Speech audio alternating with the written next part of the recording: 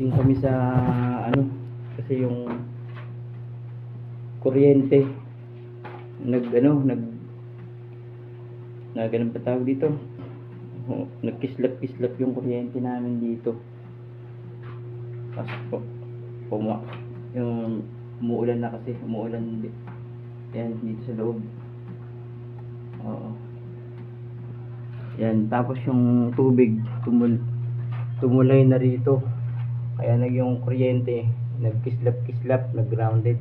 Kaya tinanggal ko na muna siya. Ayan. Binaklas ko. Oh, ayan. Tapos tumulay na rin dito. Ayan. Sa loob. Ayan.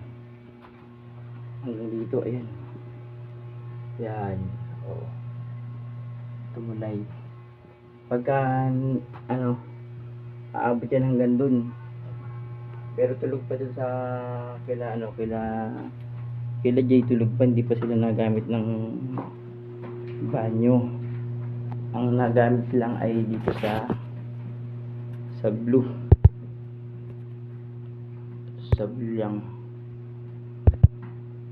Ayan, sa blue lang nagamit kila John. Naliligo yata sila kasi aalis sila maaga. Kaya ang dyan, barado na naman yung tubo dito sa dating ginawa. Malamang na yan na naman ang problema niyan. Kasi hindi naman madidikit ng maayos yan eh. Dahil basa naman lagi. Kaya remedyohan ko. Kasi pag gumamit na mamaya sila Jay, mapupuno na yung tubo. Pero sa ngayon hindi naman sila nagamit. Yung blue pa lang ang nagamit. Kaya hindi pa ganong malakas ang ulan. Siguro mga mga 3 araw na rin. Ayun na ulan dito. Ayun na ulan.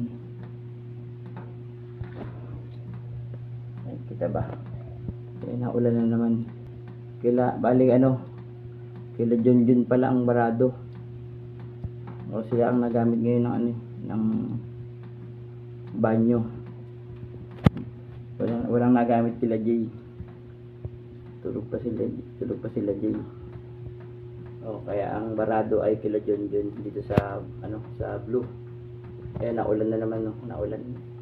Kahapon pa naulan. Ayun, kailan pa ba ito naulan na?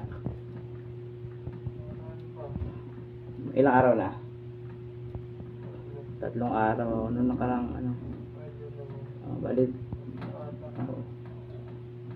Ayan. Naulan.